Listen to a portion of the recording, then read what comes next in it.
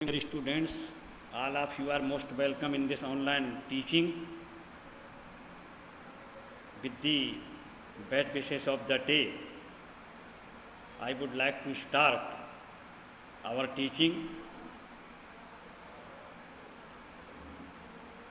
Yesterday, I had given some short answer type questions to write the answer of them.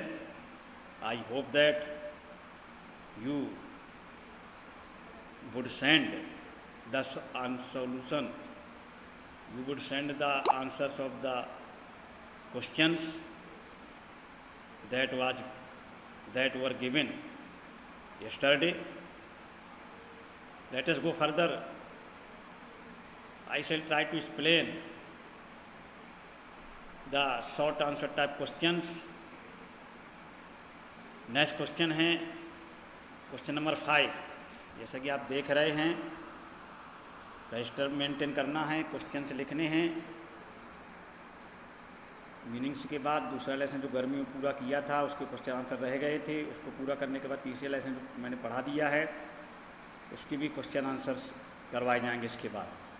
अगला question है 5वां, आज आप देख रहे हैं, where does the author find Saheb one morning और what explanation does Saheb offer. मतलब हुआ प्रश्न का, सबसे पहले प्रिय विद्यार्थियों मैंने आपको एडवाइस दी थी और देता हूँ हमेशा कि सबसे पहले आप क्वेश्चन पे जाइए, उसकी मीनिंग को समझने की कोशिश करेंगे। जैसे ही आप मीनिंग को समझेंगे तो सारा यानी 50% जो आंसर है उसी क्वेश्चन से प्रोवाइड हो जाता है। तो मतलब है प्रश्न का, where does the author find Saheb. मैंने कल बताया था साहेब का फुल फॉर्म के बारे में बताया था। साहेब का फुल फॉर्म होता है साहिब ए आलम, और उसका जो मीनिंग है वो होता है लॉर्ड ऑफ द यूनिवर्स। तो इस तरीके से where does the author find Saheb one winter morning. एक दिन जाड़ी की शाम, जाड़ी की सुबह लेखक ऑथर ने साहेब को कहाँ पाया। और आगे इसी में क्वेश्चन है, what explanation does Saheb offer.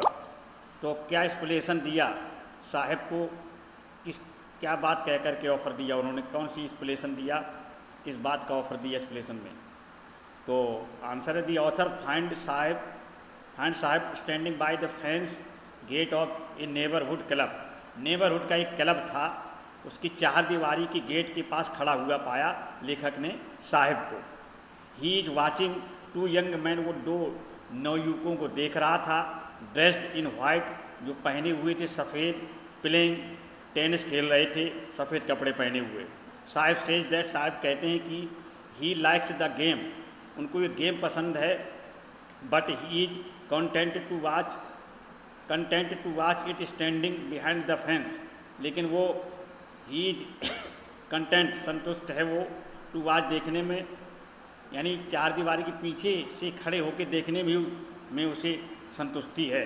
He goes inside when no one is around, वो अंदर जाता है जब आसपास कोई नहीं होता है। ही यूजेज द स्विंग देयर, और वहाँ पर वो झूला जो है उसका आनंद लेता, उसको यूज करता है।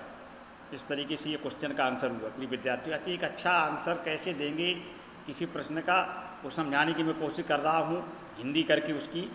अगला क्वेश्चन है, what job did Saheb take up, और आगे है उसी में व्हाट यानी वाज ही हैप्पी, यानी साहेब ने कौन सा रोज़गार अपनाया और क्या वो उसमें खुश था। तो इसका आंसर है, Saheb took up the job at a tea stall, उन्होंने टी स्टॉल पर जॉब किया। But he was not happy with it, लेकिन वो इससे खुश नहीं था। He was no longer his own master, यानी उनका स्वयं का कोई मालिक नहीं था। His face had lost the carefree look, चिंता मुक्त जो छाप थी चेहरे पर वो गायब हो गई थी, अर्थात चिंतित था। आल्दो ही अर्नड, फिर भी उसने, यद्यपि उसने क्या किए 800 रुपये कमाए। Even then he was not satisfied, इस पर भी वो खुश नहीं था। ये तो आप विद्यार्थियों 6वां क्वेश्चन। 7वां क्वेश्चन आप देख रहे हैं, what has a dream come true for Saheb. Saheb का कैसे सपना साकार हुआ but what is out of his reach, और लेकिन कौन सी चीज़ उसके पहुंच से बाहर है।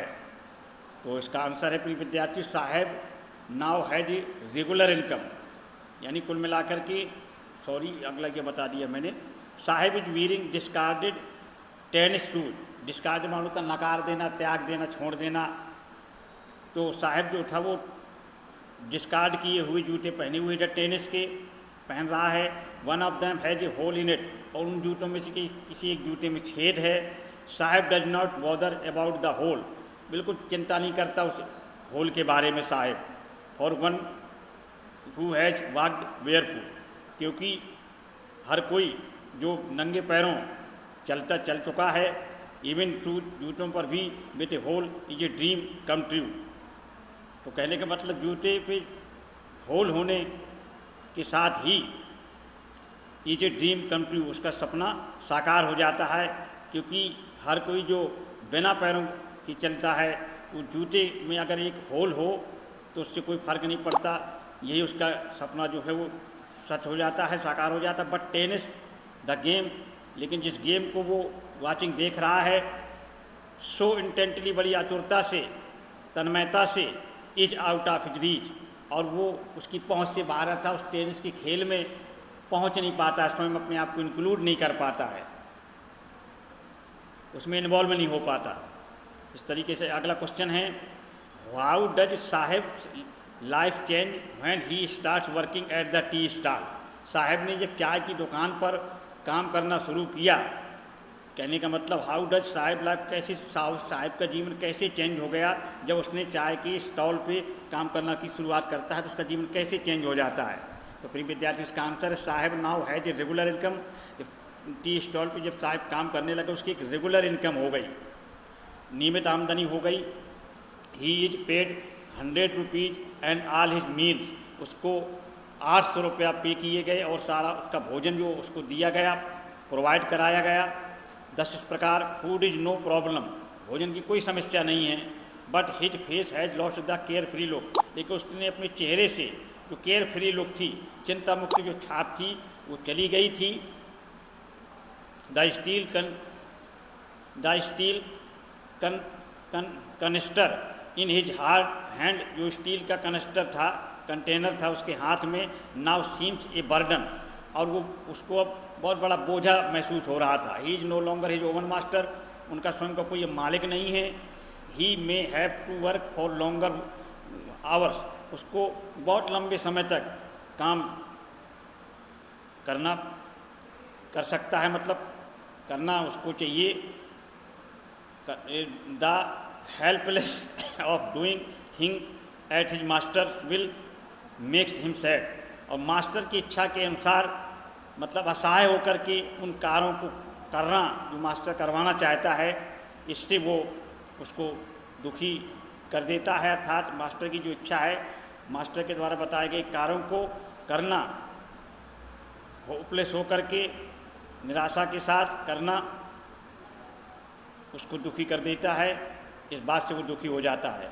इस तरीके से ये क्वेश्चन का आंसर हुआ। फिर विद्यार्थी 4 क्वेश्चन मैंने आपको बताए। कल मैंने एक क्वेश्चन दिया था गृहकार में, who is Mukesh, what is his dream, why does it look like, और यहाँ पर ये मैंने कल बता दिया था आपको, लिखा होगा आपने, आज इसका सॉल्यूशन भेजेंगे, मैं चेक करूँगा।